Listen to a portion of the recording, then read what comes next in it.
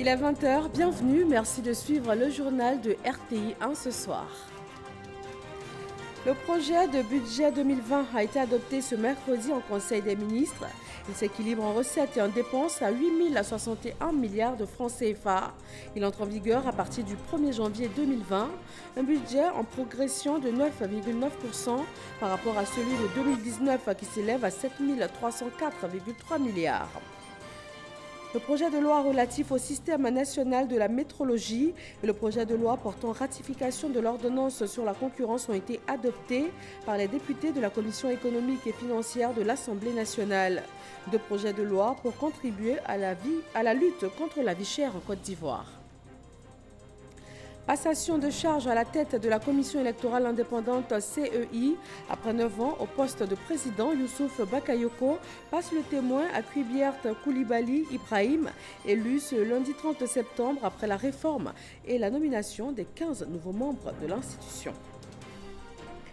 Et puis au Mali, au moins 25 soldats ont péri dans des affrontements ces lundi 30 septembre et mardi 1er octobre. Des djihadistes ont attaqué dans la nuit de dimanche 2 camps militaires maliens situés à la frontière avec le Burkina Faso. Bonsoir à tous. Réuni ce jour en Conseil des ministres, le gouvernement a adopté le projet de budget de l'année 2020.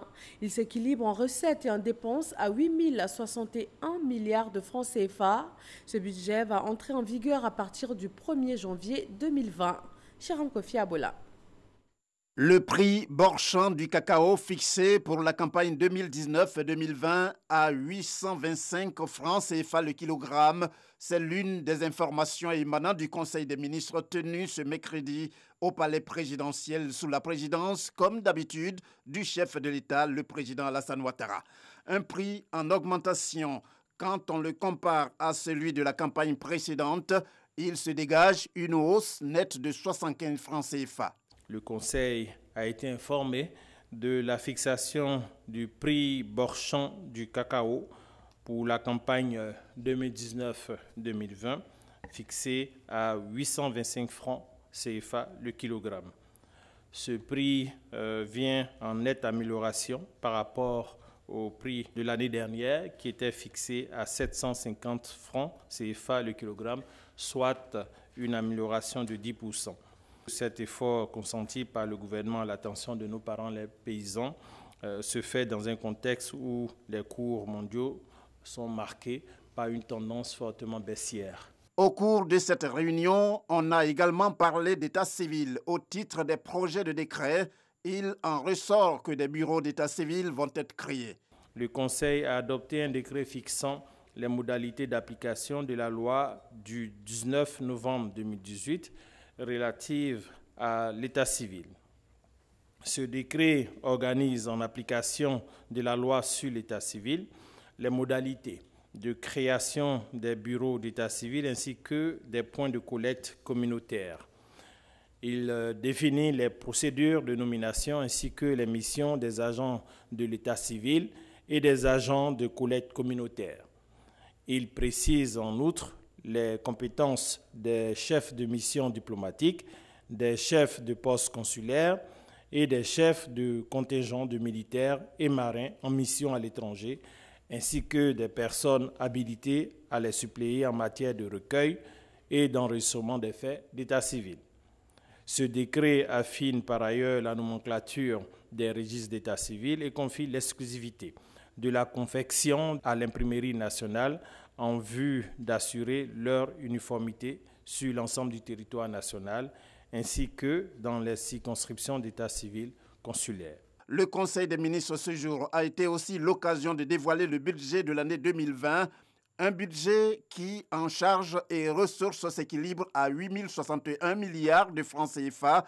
Particularité, on passe de l'état de budget moyen à l'état de budget programme, structuré en 35 dotations. À la différence de la budgétisation basée sur les moyens qui était appliquée depuis les indépendances, 2020 consacrera en effet le basculement en mode budget-programme qui matérialisera la mise en œuvre effective de la deuxième génération des réformes initiées par l'UEMOA dans la gestion des finances publiques. Cette nouvelle approche de budgétisation privilégie un cadre programmatique pluriannuel associé à des objectifs en vue d'atteindre des résultats prédéfinis, mesurables par des indicateurs de performance annuels qui favorisent la responsabilisation des acteurs et le renforcement du contrôle. Élaboré sur la base de cette nouvelle approche, le budget de 2020 est structuré en 35 dotations et 149 programmes budgétaires logés au sein des institutions et des ministères. Il s'équilibre en ressources et en charges à 8 061 milliards de francs CFA et enregistre une progression de 9,9% par rapport au budget 2019, dont le montant était de 7 334,3 milliards de francs CFA. Par ailleurs, on retient que le président de la République, Alassane Ouattara, se rendra prochainement dans la région du Yambol. Selon le Conseil des ministres, il s'agit d'une visite d'État qui va se dérouler dans le mois de novembre prochain. Elle vient pour juste un rappel après celle qui a eu lieu récemment dans la région d'Unzi, plus précisément du 25 au 28 septembre dernier. Le ministre du Commerce et de l'Industrie face aux députés membres de la Commission économique et financière de l'Assemblée nationale ce mercredi. Souleymane Diarra a défendu le projet de loi relatif au système national de la métrologie et celui portant ratification de l'ordonnance sur la concurrence. Ces deux projets de loi en faveur de la lutte contre la vie chère ont été adoptés par les députés. Moussa Konaté. C'est un projet de loi qui vient renforcer la politique de métrologie de l'État ivoirien. Le projet de loi relatif au système national de métrologie en Côte d'Ivoire est adopté à l'unanimité par les députés membres de la Commission des affaires économiques et financières. Par le passé, nous avions une structure dédiée à l'industrie, à la métrologie industrielle, et une autre structure au niveau du commerce dédiée à la métrologie légale. Donc, pour se conformer aux dispositions communautaires, nous avons proposé ces tests-là pour la création d'une structure, une structure unique en termes de métrologie, qui sera la structure nationale de métrologie en Côte d'Ivoire. Et nous avons eu à aménager en tout cas le test de 2016, à l'effet d'avoir vraiment un nouveau test qui soit totalement conforme aux dispositions communautaires de l'UEMOA en matière de métrologie.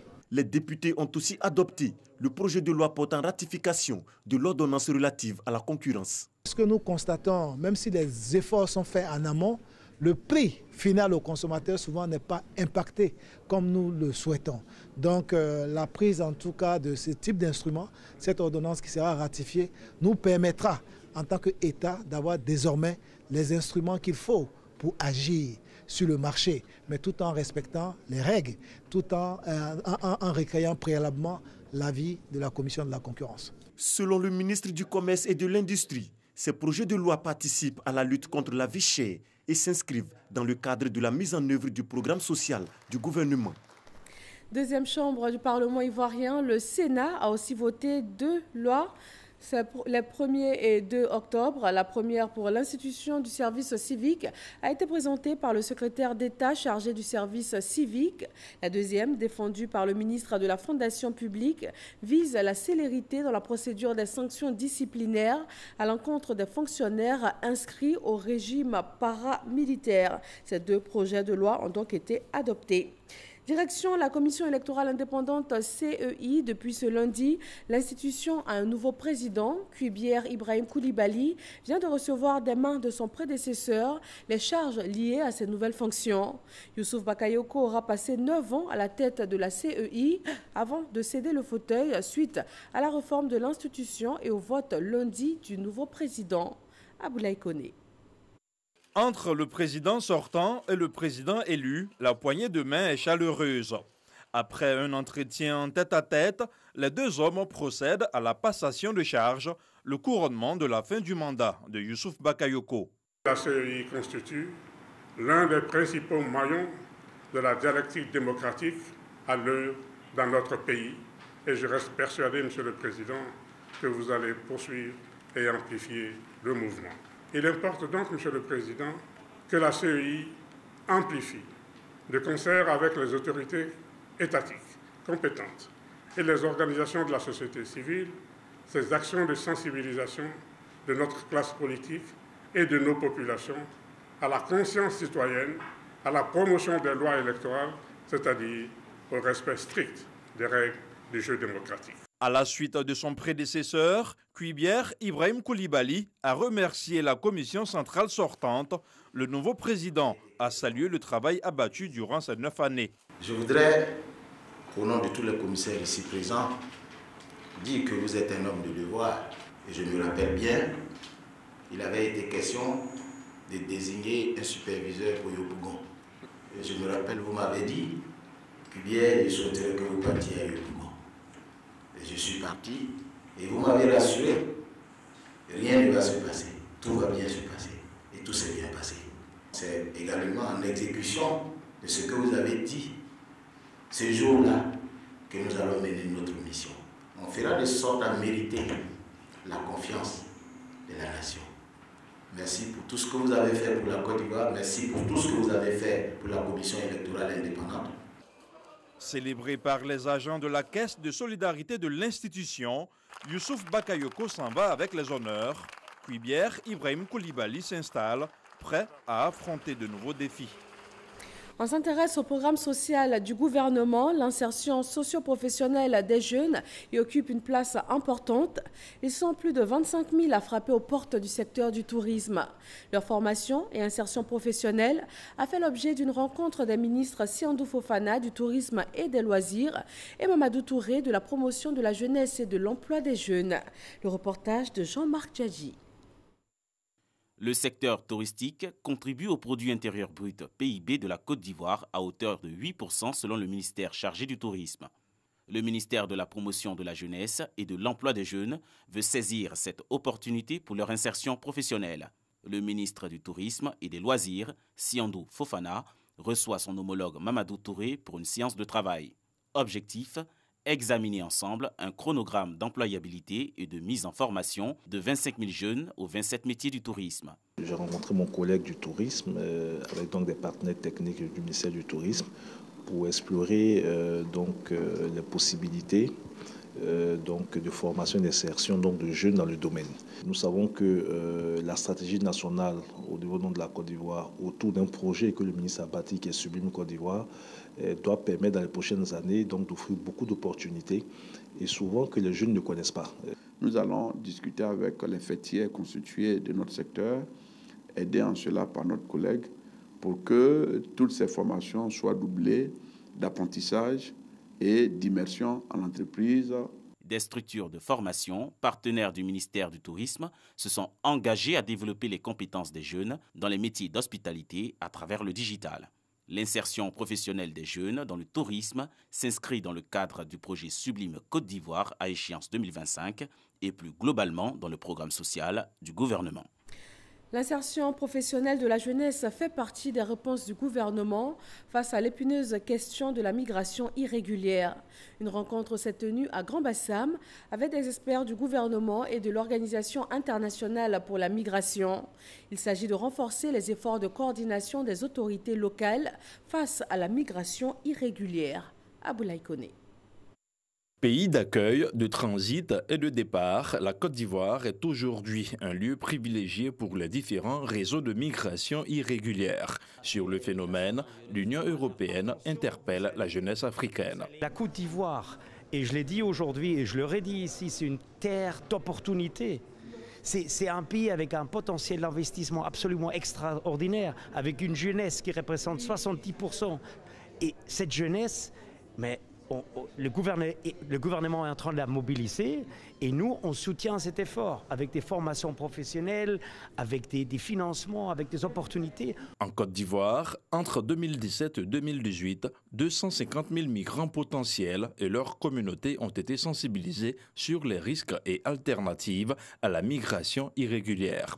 Et même si les résultats sont probants, l'OIM, accompagné des partenaires techniques et financiers, veut continuer la sensibilisation. L'atelier de ces 2 jours va vraiment être l'occasion de renforcer encore tous ces mécanismes au niveau local, de réfléchir sur le rôle des autorités locales et comment les appuyer dans leur rôle, sensibiliser, appuyer la réintégration, travailler sur les opportunités alternatives à la migration irrégulière. Sur le sujet, le gouvernement ivoirien appelle à renforcer le dispositif de lutte. La lutte contre l'immigration irrégulière ne saurait être l'apanage d'un seul ministère, aussi efficace soit-il.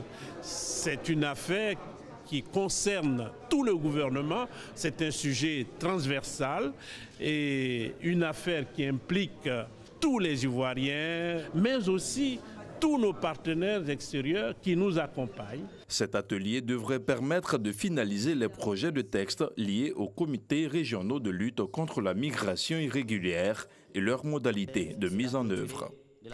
À New York, aux États-Unis, la paix et la sécurité en Afrique au cœur d'une séance d'information du Conseil de sécurité de l'ONU. La Fédération de Russie et les pays africains membres du Conseil de sécurité traduisent ainsi la nécessité d'identifier les voies et moyens afin d'apporter des réponses pérennes aux problématiques de la paix et de la sécurité sur le continent. Michel Digré. La détérioration de la situation sécuritaire en Afrique de façon générale et en Afrique de l'Ouest en particulier nécessite une nouvelle approche d'intervention pour juguler cette insécurité grandissante. C'est le message livré par Moussa Faki, président de la Commission de l'Union africaine, au cours de cette séance d'information au Conseil de sécurité de l'ONU. Le terrorisme sur toutes ses formes et les trafics illégaux de tout genre sont insaisissables par les modèles anciens. Les coûts, les lourdeurs bureaucratiques, les modes de fonctionnement et de redéploiement opérationnel et tactique de ces modèles les rendent, disons-le franchement, inadaptés, inefficaces, obsolètes. Les besoins de nouveaux modèles, dotés de mécanismes juridiques, politiques, financiers et opérationnels mieux adaptés au contexte social, culturel et religieux des sociétés africaines reste à inventer. Mais en attendant d'y arriver, le ministre des Affaires étrangères de Côte d'Ivoire donne des pistes de solutions. Cette situation appelle de la part des organisations régionales des réponses urgentes et concertées, axées sur des partenariats stratégiques solides et mutuellement bénéfiques avec tous les acteurs bilatéraux et multilatéraux. Ces partenariats ne pourraient toutefois nous permettre de réaliser les résultats escomptés s'il ne repose sur une compréhension commune des dynamiques locales et régionales qui alimentent l'insécurité et l'instabilité. Je voudrais en citer quelques-unes. La pauvreté et le chômage qui servent de ferment à l'expansion des réseaux criminels transfrontaliers, de l'extrémisme violent et des groupes armés terroristes, les vulnérabilités liées à la gouvernance politique et institutionnelle et la faiblesse des capacités régionales et sous-régionales dans le domaine du maintien de la paix. La communauté internationale a réaffirmé son engagement pour un partenariat qui garantit la paix et la sécurité sur le continent. Dans le domaine de l'habitat, la 7e édition du Salon de l'architecture et du bâtiment Archibat 2019 se tient jusqu'au 5 octobre prochain. Ils sont 300 exposants qui participent à l'événement. Le ministère de la Construction les invite et tous les acteurs du secteur à proposer des solutions innovantes pour des logements à tarifs abordables pour les populations. Francis Boifo. 30 000 visiteurs attendus, 300 exposants cette année au Salon de l'architecture et du bâtiment Archibat. Stéphane Afro et Guillaume Koufi, tous deux chefs d'entreprise, sont sur le site, non loin de l'aéroport Félix Houphouët-Boigny d'Abidjan, dans la commune de Port-Bouët, au regard des enjeux du salon. Qu'on puisse bien comprendre quelles sont les attentes du client, quelles sont les solutions que nos fournisseurs sont capables de nous apporter, quelles sont les solutions technologiques qui existent aujourd'hui, quels sont les grands mouvements de la législation, parce que c'est aussi un salon qui permet au secteur public et au secteur privé de se rencontrer. Sur un point qui est important, c'est celui du logement des Ivoiriens. Ce que je recherche, c'est des solutions innovantes en termes de climatisation, de performance énergétique. Archibat 2019, c'est également une opportunité pour les acteurs du secteur, du bâtiment et de l'architecture de proposer des solutions en vue de réduire le déficit du logement. Recommander en priorité les produits des entreprises locales qui ont pris le pari d'investir massivement et croire en la Côte d'Ivoire émergente. Cela permettra d'endiguer le flot massif des importations tous azimuts par un certain nombre de privés. Il nous appartient donc à tous d'entretenir et de développer cette chaîne d'union pour le bien des secteurs de l'architecture, de l'urbanisme et du BTP. Le ministre de la Construction, du Logement et de l'Urbanisme salue l'engagement des acteurs à accompagner l'État dans son vaste programme d'accès au logement. Pour lui, il faut relever des défis. Premièrement, sur la disponibilité du foncier. Nous menons un grand nombre d'actions à ce niveau-là. Deuxièmement, il faut travailler à adapter la fiscalité aux acteurs du secteur et à faire en sorte que cette fiscalité-là encourage la production de logements. En Côte d'Ivoire, beaucoup est fait à ce niveau. Le troisième facteur qui est extrêmement important, c'est celui du financement. Et à ce niveau-là, nous recherchons avec les acteurs des solutions. Ouvert mardi, le salon de l'architecture du bâtiment Archibat 2019 s'achève dans 5 jours. Nice, dans le sud-est de la France, la Côte d'Ivoire est à l'honneur pour le premier forum de Think Tank Africa. Des décideurs d'Afrique et d'ailleurs y réfléchissent sur les opportunités d'investissement, cela aussi bien en Côte d'Ivoire que partout sur le continent. Noël Niagno, envoyé spécial. Nice, capitale méditerranéenne, nous sommes dans le sud-est de la France. Pour 48 heures, le think tank indépendant et non partisan, l'Institut Choiseul, va réunir les décideurs les plus influents d'Afrique et d'Europe pour échanger sur les opportunités d'investissement en Afrique et singulièrement en Côte d'Ivoire. La Côte d'Ivoire, c'est un pays important, un pays qui connaît un développement économique rapide, qui a permis bien sûr de l'Europe et de la France, mais aussi qui a montré à quel point il était en capacité de se développer, de se moderniser et de se tourner vers l'avenir. Pourquoi l'Afrique? Parce que l'Institut Choiseul, depuis 5-6 ans maintenant, développe une grosse activité sur l'Afrique, à travers notamment son classement, le Choiseul 100 Africa, qui identifie et liste les 100 jeunes leaders économiques africains les plus talentueux de leur génération. Pays à l'honneur pour cette rencontre interactive et de fertilisation croisée, la Côte d'Ivoire et son ambition de devenir un pays émergent, et elle sait ce que cela recouvre. L'émergence est un pari sur l'avenir. C'est pour tenir ce pari sur l'avenir et en sa qualité de pays à l'honneur que la Côte d'Ivoire a mobilisé à Nice des directeurs généraux, le gouverneur du district d'Abidjan, à leur tête le ministre auprès du Premier ministre en charge de la promotion des investissements privés. Esmaël Essis, en somme, du beau monde pour argumenter et convaincre les investisseurs, les décider et faire d'eux des partenaires pour le projet futur de la Côte d'Ivoire et pourquoi pas ceux du reste de l'Afrique. Sur le sol ivoirien, les médiateurs des pays de l'UEMOA renforcent leur capacité sur les règles communautaires. Yamoussoukro accueille ces travaux présidés par le président de l'association des médiateurs de l'UEMOA. Il porte essentiellement sur les directives et actes de l'UEMOA en faveur de l'intégration régionale et sous-régionale. Léon Bro. Ils sont avec leurs collaborateurs, les médiateurs de Côte d'Ivoire, Bénin, Togo, Mali, Burkina Faso, Niger et Sénégal en 3 jours pour se familiariser avec les directives, règlements et décisions de l'Union économique et monétaire ouest-africaine. Un exercice pour harmoniser le droit de l'homme de l'ensemble des États membres. Ainsi, les médiateurs seront-ils capables de défendre les citoyens dans l'espace UEMOA? Accueillant ces travaux, le chef de l'institution ivoirienne s'en réjouit, y voyant comme le président de l'association des médiateurs de l'UEMOA des réponses aux défis de bonne gouvernance, de consolidation de la paix et de la cohésion sociale, des voies d'approfondissement de l'état de droit, de l'intégration sous-régionale et régionale. En tant que médiateurs, nous sommes là pour lutter contre la maladministration, contre les dysfonctionnements. Vous n'êtes pas sans savoir qu'il y a la libre circulation des personnes et des biens. Mais vous n'êtes pas sans savoir aussi que sur les corridors, sur les routes, il y a des brimades, il y a des tracasseries, il y a même des extorsions de fonds, des traitements inhumains et dégradants. Alors que nous sommes dans le même espace, cela ne doit pas être. Des exigences face auxquelles les efforts déjà consentis par l'Union sont salués tout en sollicitant davantage. Il s'agit d'accroître la force de la médiation pour l'intégration effective des États et des peuples de l'UEMOA, ainsi qu'en a tracé les sillons, feu le président Félix Houphouët-Boigny, dont les médiateurs de la sous-région ont salué la mémoire à l'entame même de leurs travaux. Une caravane de la paix est lancée par l'amicale des jeunes de Yopougon, Niangon Nord. Ces jeunes entendent faire des habitants de leur commune des ambassadeurs de la paix et de la cohésion. La caravane a pris fin sur une note sportive, un tournoi de football doté du trophée Fosseni Dambélé, directeur général de la RTI, Davis Oyo et Serge Coléa. Un seul message au cours de cette caravane des jeunes de Yopougon, Niangon Nord. Sensibiliser sur l'importance de la paix.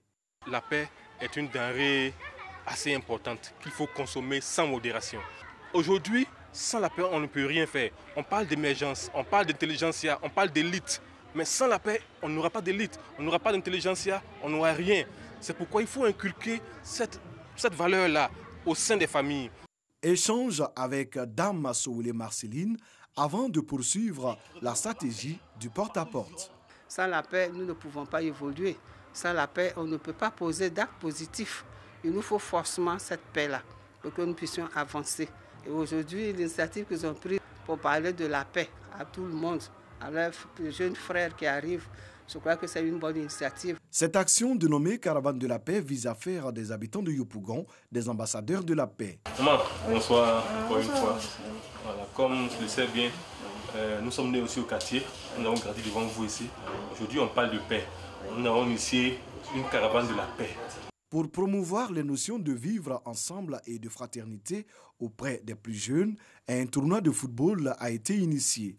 Un rendez-vous sportif doté du trophée Dambélé Fosseni, directeur général de la RTI, la radiodiffusion télévision ivoirienne. Là où on parle de paix, là où on parle de cohésion sociale, vous savez que le directeur général est prêt à apporter son soutien. Pour la paix, je veux leur dire qu'ils vivent en parfaite cohésion, qu'ils vivent ensemble, que le football qui réunit les uns et les autres continue de rassembler la jeunesse de ce quartier, également les parents que nous avons vus ici. Cette première édition du tournoi de la fraternité a regroupé 24 équipes de Yopougon. Elle a été remportée par l'équipe de Pescara FC sur le score de 4-3 face à l'équipe de FC Nakata. Dans le monde du cinéma, le réalisateur ivoirien Philippe Lacotte prépare son prochain long métrage. C'est dans la ville historique de Grand-Bassam qu'il a posé ses caméras depuis 2 semaines. Le ministère de la Culture et de la Francophonie apporte un appui à ce projet. Le ministre Maurice Bondama s'est rendu sur le plateau de tournage. Serge Coléa. C'est à Grand-Bassam que Philippe Lacotte et toute son équipe ont planté le décor du film La Nuit des Rois. Une incursion dans l'univers carcéral dans une version cinéma de la MACA, la maison d'arrêt et de correction d'Abidjan. Durant plusieurs semaines, acteurs et techniciens vont multiplier les séquences dans cette prison de circonstances. L'histoire du film La Nuit des Rois, c'est une histoire qui se passe à la MACA, dans l'univers carcéral. Et c'est un jeune homme qui arrive en prison et qui est obligé de raconter une histoire durant toute une nuit. Et donc il va se faire appeler Roman. Et il doit raconter, pour survivre, il doit raconter une histoire toute une nuit. En visite sur les lieux, le ministre Maurice Bondama est venu se rendre compte du bon déroulement de ce long métrage, soutenu par le ministère de la Culture et de la Francophonie à travers le Fonds de soutien à l'industrie cinématographique. Ce sont 4 pays qui coproduisent ce film, la Côte d'Ivoire, le Sénégal, la France et le Canada. Nous avons toujours soutenu que la culture est un vecteur de création d'emplois. La preuve est là. Nous avons près de 200 jeunes ici qui, au quotidien, travaillent, qui sont des techniciens, qui sont des acteurs, qui sont des figurants.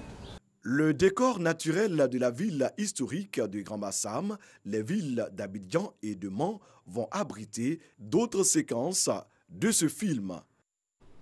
Après les émissions de vacances 2019, la direction de la RTI a procédé à la remise des lots aux gagnants des jeux que sont le voting et le quiz Variétoscope. 7 lauréats ont bénéficié au total de plus de 1 million de francs CFA et d'un véhicule d'une valeur de 11 millions de francs du partenaire de l'émission New Saint Motors. Au Mali, au moins 25 soldats ont péri dans des affrontements ces lundi 30 septembre et mardi 1er octobre. Des djihadistes ont attaqué dans la nuit de dimanche 2 camps militaires maliens situés à la frontière avec le Burkina Faso. Le bilan fait état d'au moins 25 morts parmi les soldats maliens, une soixantaine de disparus et un important lot de matériel militaire et roulant emporté par les terroristes dont 15 ont été abattus. Nouvel épisode sur le dossier du Brexit. Le Premier ministre britannique Boris Johnson fait une offre finale présentée comme la seule manière d'éviter une sortie sans accord. Mais pour les partenaires du Royaume-Uni, cette nouvelle proposition britannique n'apporte pas grand-chose de nouveau par rapport aux précédentes, et cela à moins d'1 mois de la date prévue du Brexit. Merci à tous de votre attention. Rendez-vous demain 20h, toujours sur RTI 1. Bonsoir.